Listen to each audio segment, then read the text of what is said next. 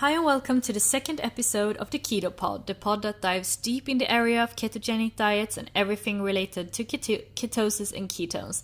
My name is Martina Johansson and I'm a Swedish biohacker, author, science editor and keto enthusiast. And today we're going to take a look at mental focus and the cognitive effects of ketosis. This is truly a favorite subject of mine. I love everything about cognition and psychological effects. Last week I talked about insulin and calories and that was just a warm-up. Now we're going into ketosis and ADD or ADHD, why some people get blue or depressed from following a low-carb diet and how to fix it. And given that someone experience these adverse effects, is the diet still a good choice? And how about anxiety and panic attacks? Could that also have a potential connection to diet? That and a lot more will be discussed in today's episode, and before we get started, I want to tell you that this podcast is a bit different. My golden rule is to be short, accurate, and to the point. I'm going straight to business, and sometimes it's a bit heavy on the science, so please head over to highfatfitness.com to get a transcript of the most crucial parts and to get links and lists of web pages, scientific papers, and other related stuff. So, let's dive in. The main purpose for keto diets have been weight loss. That's number one, but in reality it came about as a remedy for seizures as early as the 1920s.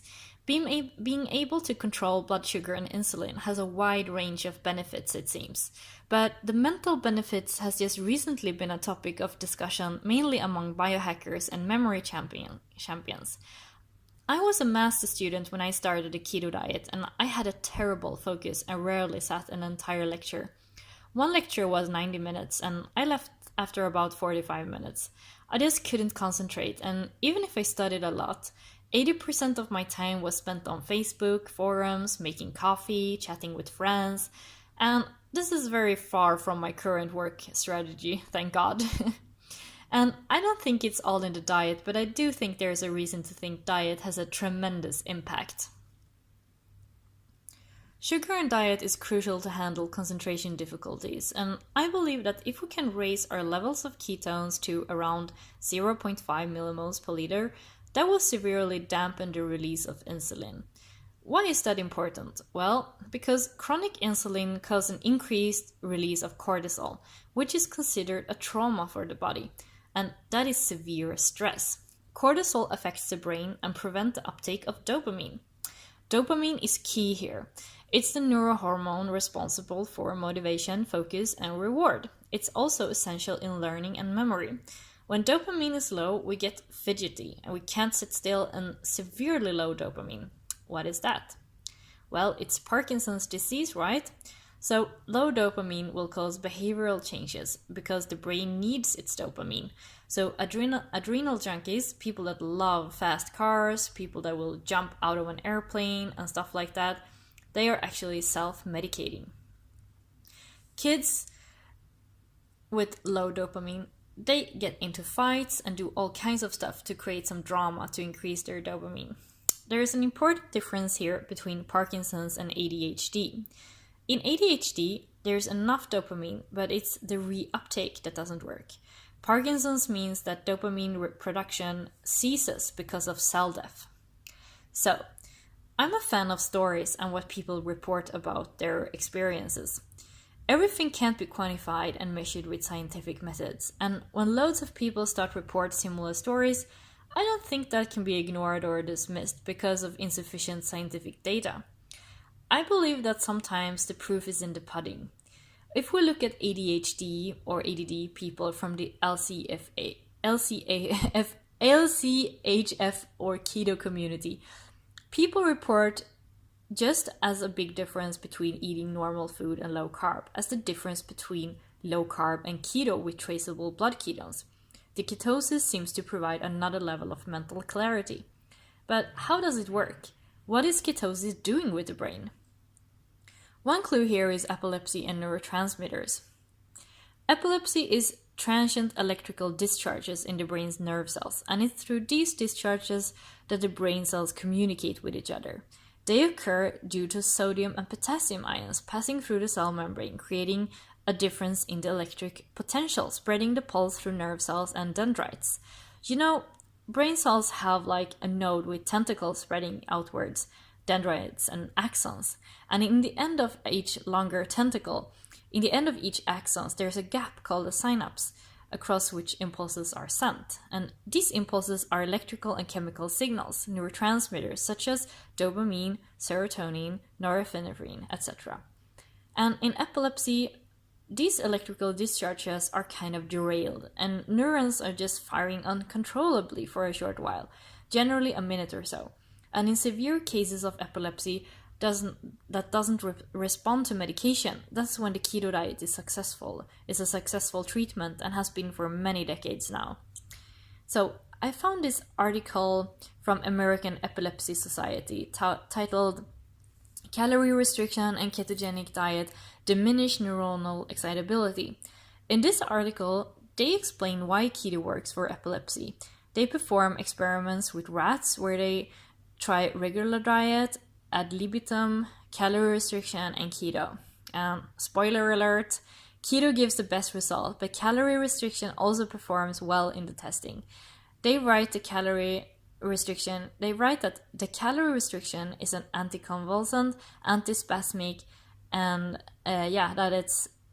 that the keto diet is both antispasmic and anti-epileptic. And the chemistry behind this, what really goes on inside a cell, can be studied in an article called How Does the Ketogenic Diet Work? 4 Potential Mechanisms. And that's very in-depth and detailed, so it requires quite a lot of chemistry knowledge. Both articles can be found at highfatfitness.com. In this article, it's from 2013, but there's also newer ones from 2016. They say similar things, and to sum up their conclusions, I can say that ketones pass through the blood-brain barrier and bind directly to synapses and physically change, that is, their metabolism and their cell signaling. And what happens is that the electrical discharges in the brain is lesser, their amplitude is lower, and some studies actually show an increase in GABA activity in the brain, which is extremely interesting because GABA has a calming effect on the entire nervous system. People with low GABA have a tendency to crave alcohol, for example, or anything that is perceived calming or even suppressing. But what does this mean in regards to ketosis and neurotransmitters? Well, it seems like ketones have a direct effect on the brain cells and their activity, and this effect seems to be calming, not suppressing in the way that we get dull or lethargic, but the calming effect provides a new environment in which the neurotransmitters can flow in a more continuous manner. Given that cortisol and other factors inhibit the brain from picking up and using dopamine, then the ketones would supposedly create a more flowy environment, where there's no obstructions in release and uptake. It's logical to think that this can improve concentration difficulties and also Parkinson's disease. Parkinson is a mitochondrial disease, just like cancer and just like epilepsy seems to be, because it's oftentimes the mitochondrial potassium channels that are overexcited. And if we take a look at scientific articles that study ketogenic diets and Parkinson's, they say that ketosis increases dopamine by increasing adenosine and inhibit dopaminergic cell death. So my belief is that as long as one can be in a continuous state of ketosis, ADHD medication like Adderall, for example, would not be needed in the same way as before, just like a person with seizures wouldn't need their medication. And needless to say, I also think that it's a lot easier to maintain a state of present mindfulness while in ketosis. So, next topic, moodiness and depression. Some people get really blue from a low-carb diet, and they say that they really need their carbs for motivation because they get so depressed and feel so depleted. This is because the brain is starving. If you're not in a state of ketosis, and if your body can't use fat and ketones properly because you're not adapted yet, then your body or your cells will experience starvation, even if the calorie intake is sufficient. What happens is that there's not enough building blocks for the neurotransmitters, which is perceived as stress for the body. Cellular stress or hormonal stress is not the same thing as feeling stressed. You can feel perfectly fine and still have severe stress on the inside. If your cells feel like it's not enough nutrients, that will also cause an increase in cortisol.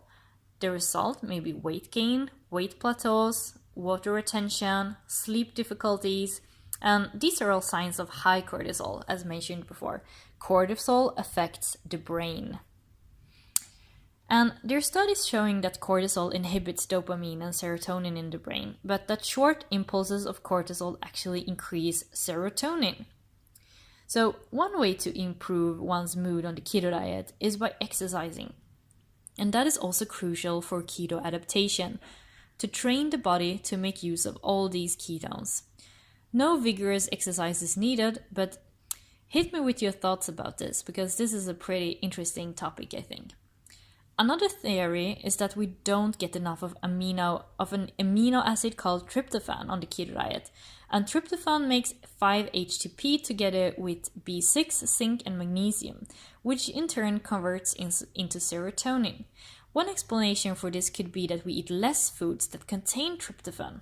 But if we look at food lists for amino acids, we have nuts, cheese, meat, fish, and chicken all on the top of these lists. So a more logical explanation would be that we have a low stomach acid and can't extract all the amino acids from less digestible protein sources such as dense meat and cruciferous vegetables. With low stomach acid, it's still possible to extract nutrients from grains and cereals, but not from meat, for example. The solution is to invest in betaine HCl that can help you break down your food better and get all of those nutrients, including tryptophan, and thus avoid moodiness and depression. Another thing to try is resistant starch. I usually recommend cold boiled potato and a couple of times a week before bedtime, for example, or a small portion of kidney beans a couple of times a week. Experiment with this and see what works best for you. With that being said, there's a whole other thing, trying to cure depression with ketogenic diet compared to ADHD. In both cases, I think it's crucial to work with one's thought and really create a meaningful environment and life situation that works. And that goes for anxiety as well. Mindfulness, meditation, journaling, and right nutrition and exercise.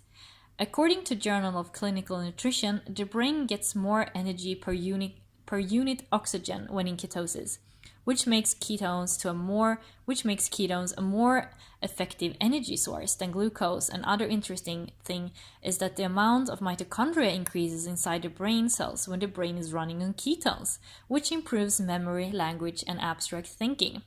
Studies have been made where they saw that cognitive abilities and performance increased with ketones. The higher the ketones, the higher the capability.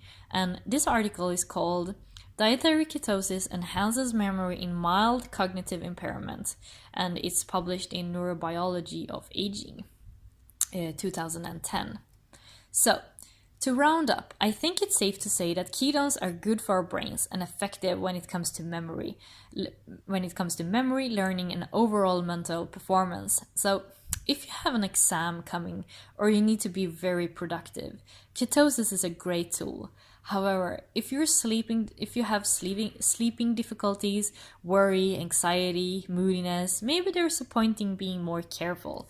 Maybe not go into full-blown ketosis, but to include kidney beans, pumpkin, sweet potatoes, and throw in some good carbs accompanied with digestive enzymes or betaine HCl to make sure you really get all these nutrients.